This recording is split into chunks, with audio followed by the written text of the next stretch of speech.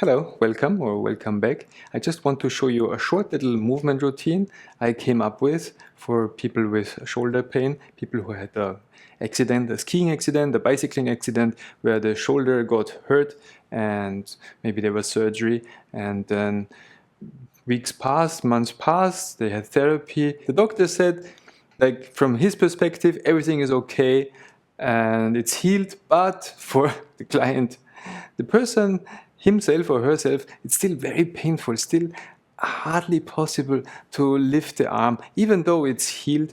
So if that's you, this shoulder routine might be interesting to you. Or if you just have like a difficult time, if you feel like the shoulder could go up, your arm could go up a little bit lighter, it could be easier, so it's not a big problem. So short little routine for you, if that's you.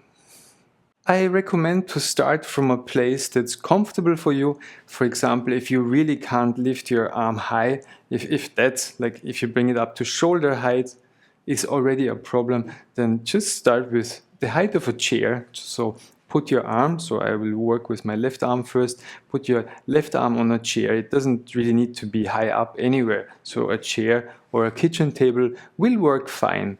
And if you can bring your hand up to the height of your head or your face, that's even better. And maybe go to a door frame or a wall or a door and just place your hand wherever you can place it. It should be comfortable. So in physical therapy, there's this exercise where you walk up your hand, the wall, but obviously that's the exercise that triggers pain. So whenever you walk up, you feel pain and you try to push through the pain, like the hand crawling up in the Addams Family, the thing. So instead of the idea of the exercise is to reverse this movement. Instead of crawling your hand up the door frame, instead of crawling the hand up, you move your body down. That's the trick of the lesson. So keep the hand where it is, casually, just the hand nicely resting on the door frame, and then you lower yourself a little bit. So it's like a mini squat down. You lower yourself down and you leave the hand where it is. You lower yourself a little bit down. And when you lower yourself down, use your hip joint, use your knees. So it's a mini squat. You bring your behind backwards, like as if there was a chair you want to sit backwards to.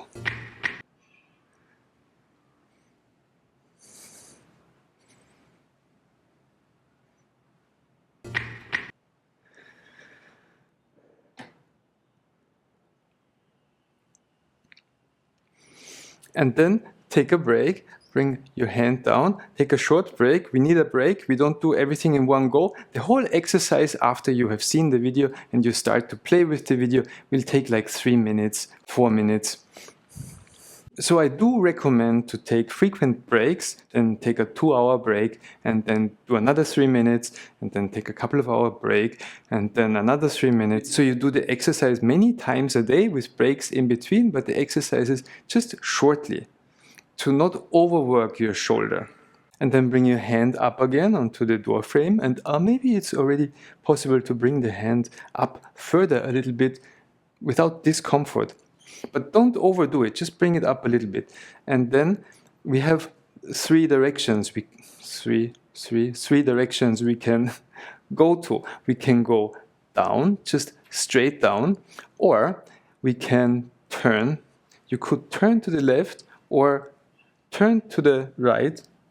What is it? Turn to the left or turn to the right, and always keep your hand on the door frame and just turn around to the left and turn to the right, and the hand is casually hanging down from the arm, the elbow is hanging casually down from the door frame. You have this loose connection and you turn.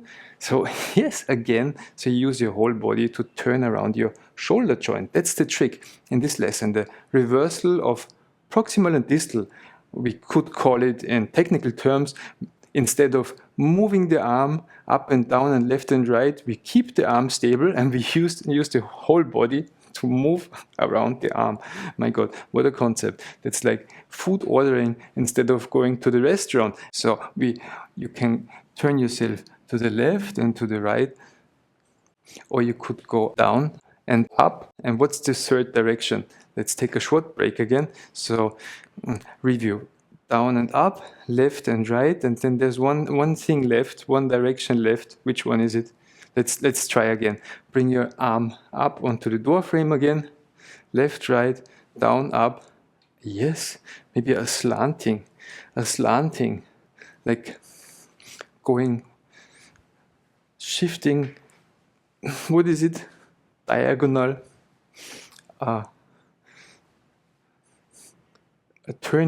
A turning on one more plane. So we have down, up, left, right, and this kind of turning. And then you could do a dance around your shoulder. And take a short break, just a short little break to give the arm a rest. Let the arm hang down. Don't overdo it. So that's the second big point of this lesson. First big point is the reversal. Second big point is frequent breaks and not overdoing things, doing it slowly enough. And for this, I actually have a little story prepared for this lesson. A story of why it's important to go slow in this kind of exercise. And while I'm telling you the story, let's come back to the door frame or your chair or wherever you have your hand and slowly explore the many different directions you can go.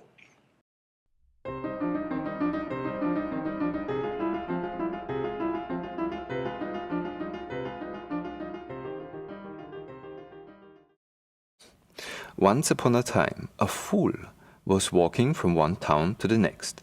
Suddenly, noises, hooves of horses, approaching quickly from behind, loudly. A carriage came to stop next to him.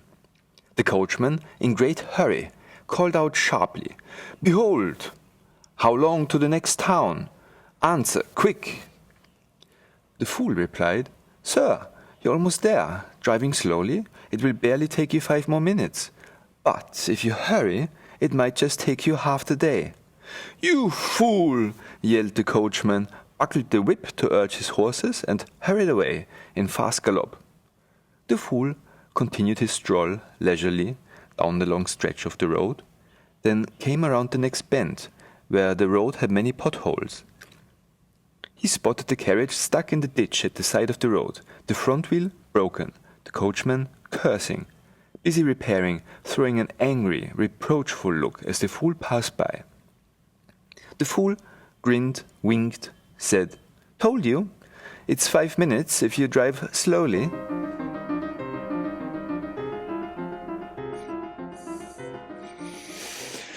And then bring your arm down again. Just let the arm hang and rest. And maybe you want to try what has changed. So when you lift your hand, don't lift it to the outside. Lift your hand to your midline, to your middle. Lift the hand over your middle. Bring the hand to your mouth. And then also remember the thing we did on the door. The rotation, rotate, the tilting, the going up and down. So instead of doing it with your whole body, now you're doing these things with your arm. You have the possibility of movement in your, that's like all the bones inside and all the muscles, and our brain is to produce these many kinds of movements and find a way where you can bring the hand up, and maybe it has become better already in just a short session. Yes, so the strong men in the bar, they will drink beer like this to show everyone else how strong they are. But it's the least efficient way. That's why they do it, because it takes strength.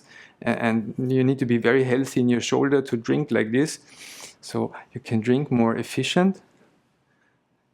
Like you have this little teacup and bring it to your mouth like this. More efficient. Find the more efficient pathway. Find how you have to rotate your arm to bring your arm up slowly without triggering any pain. All right, so remember to take a break, take a little break, see how you feel like, and in maybe 2 hours, you can watch this video again and try this movement routine again, or just from what you remember, do it again, and I hope you're on your way to betterment and you will have a good time, a good feeling in lifting your arm again soon. So thank you for watching. If you like this video, leave a like, leave a comment if you want to share your experience, share what you have found, and thank you for watching. See you in the next video.